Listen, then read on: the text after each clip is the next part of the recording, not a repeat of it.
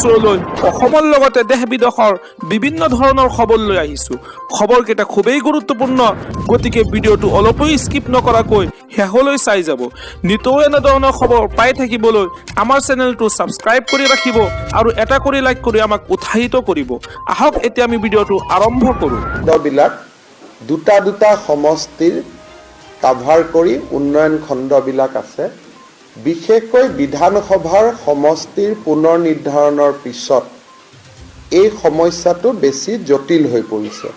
যে আগতে যদি দুটা ডেভেলপমেণ্ট ব্লক এটা বিধানসভাত আছিল, এতিয়া দুটা ডেভেলপমেণ্ট ব্লকে চাৰিটা বিধানসভা সমষ্টিত স্পৰ্শ কৰিছে। কাৰণ ডিলিমিটেশ্যনৰ সময়ততো ব্লক হিচাপত হোৱা নাই, গাঁও হিচাপত হৈছিলে। সেইকাৰণে তাৰ আগতে আমি অসমত আটাইবোৰ ডেভেলপমেণ্ট ব্লক নতুনকৈ পুনৰ নিৰ্ধাৰণ কৰিম আৰু সমষ্টিসমূহৰ পঞ্চায়ত, জিলা পৰিষদ আৰু আঞ্চলিক পঞ্চায়তসমূহৰ সীমাৰ পুনৰ নিৰ্ধাৰণ হ'ব। আৰু এই পুনৰ নিৰ্ধাৰণৰ কাৰ্যসূচী আগষ্টৰ 30 তাৰিখে শেষ হ'ব। 3 মাহ ক্লেইমছ, অবজেকশ্যন 3 মাহ থাকিব আৰু আগষ্টৰ শেষত শেষ হোৱাৰ লগে লগে ছেপ্টেম্বৰ মাহত ভোটাৰ তালিকা আৰু অক্টোবৰৰ শেষ সপ্তাহত ইলেকশ্যন নটিফিকেশ্যন আৰু নৱেম্বৰৰ শেষ সপ্তাহ ক'ৰবাত যদি ইলেকশ্যন কমিশ্যনে 1-2 দিন ডিচেম্বৰলৈকে যাব। আমি এই সময়ছোৱাৰ ভিতৰতে ৰাজ্যত পঞ্চায়ত নিৰ্বাচন অনুষ্ঠিত কৰাৰ বাবে আমি সিদ্ধান্ত গ্ৰহণ কৰিছোঁ। দ্বিতীয়তে, লোকসভা নিৰ্বাচনত আমি অৰুণোদয় আঁচনি চেচুৰেশ্যন পৰ্যায়ত লৈ যোৱাৰ এটা প্ৰতিশ্ৰুতি অসমৰ ৰাইজক দিছিলোঁ যে আমি যিমান পাৰোঁ অৰুণোদয় আঁচনি আমি ৰাইজৰ মাজলৈ তাক সৰ্বাধিক পৰ্যায়ত লৈ যাম, যাতে নোপোৱা মানুহৰ সংখ্যা কমি যায়। তেনেকুৱা কৰিব হ'লে কিমান মানুহক এই আঁচনিৰ অধীনত আনিব লাগিব, কিমান টকা ব্যয় কৰিব লাগিব, এই গোটেই দিশটো চিন্তা কৰি আমাক এমাহৰ ভিতৰত এখন প্ৰতিবেদন দিবলৈ বিত্তমন্ত্ৰী অজন্তা নেওগ, আমাৰ মন্ত্ৰী ৰণোজ পেগু, মন্ত্ৰী বিমল বৰা, মন্ত্ৰী কেশৱ মহন্ত আৰু মন্ত্ৰী ৰঞ্জিত দাসৰ নেতৃত্বত আমি এখন কেবিনেট ছাব কমিটি গঠন কৰি দিছোঁ।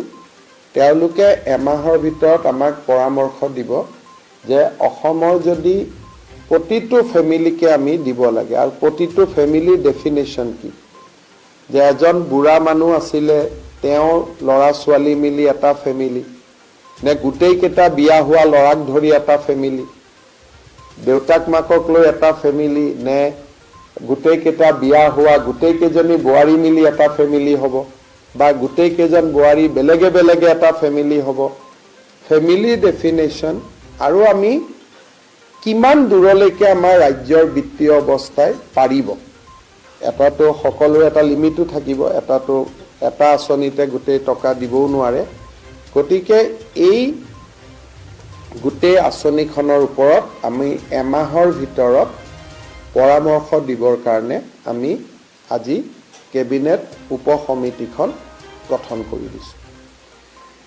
তৃতীয়তে, আপোনালোকে জানে যে আমাৰ চৰাইদেউ বিশ্ব ঐতিহ্য ক্ষেত্ৰ কৰিবৰ বাবে ৰাজ্য চৰকাৰে যোৱা বছৰটোত আপ্ৰাণ প্ৰচেষ্টা চলাই আহিছিলে।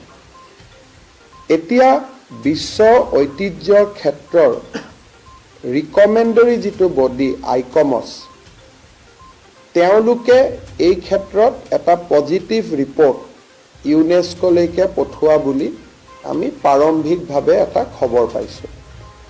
কিন্তু জুলাইত ভাৰতৰ অধ্যক্ষতাত ইউনেস্কোৰ বৈঠক বহিব দিল্লীত।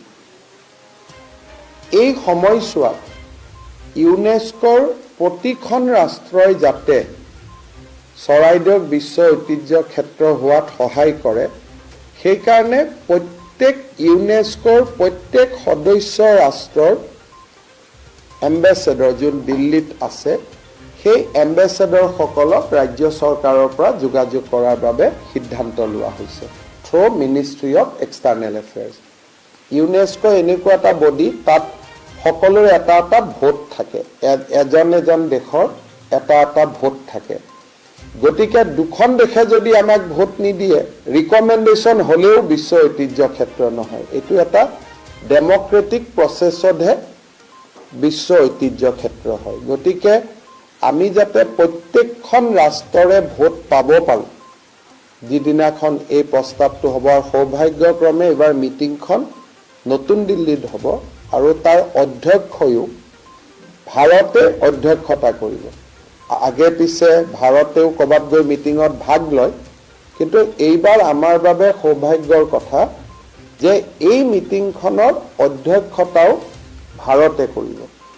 সেইবাবে আজি কেবিনেটত সিদ্ধান্ত লোৱা হৈছে যে ইউনেস্কোৰ সদস্য ৰাষ্ট্ৰসমূহৰ দূতাবাসসমূহৰ লগত ৰাজ্য চৰকাৰে যোগাযোগ কৰি যাতে এবাৰতে, নহ'লে কেতিয়াবা প্ৰথম মিটিংখনত নহয়, ছেকেণ্ড মিটিংখনলৈকে ডেফাৰ কৰে, ক্লাৰিফিকেশ্যন বিচাৰে, বা থাৰ্ড মিটিংখনলৈকে যায়। এটা 2-3 বছৰৰ এটা প্ৰচেছ হয়।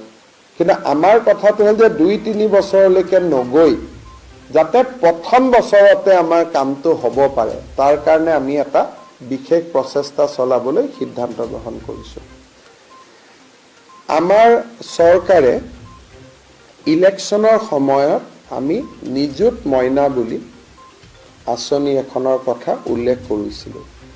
এই আঁচনিখনৰ অধীনত এইবাৰ যিসকলে হায়াৰ ছেকেণ্ডেৰী পৰীক্ষাত পাছ কৰি আৰু মেট্ৰিক পৰীক্ষাত পাছ কৰি কলেজত নামভৰ্তি কৰিলে, ছোৱালীসকলে 10,000 আৰু 12,500 টকা লাভ কৰিব।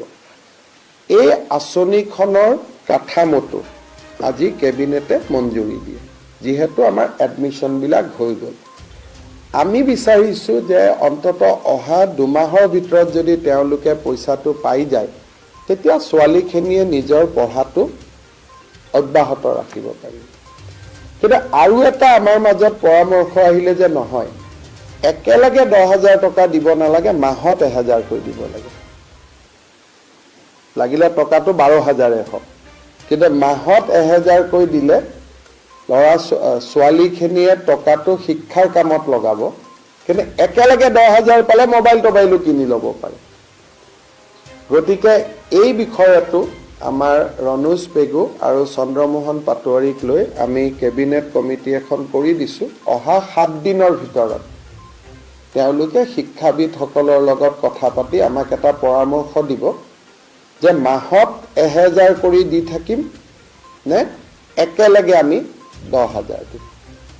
এই সিদ্ধান্তটো আমি বেছি সময় দিয়া নাই, 7 দিন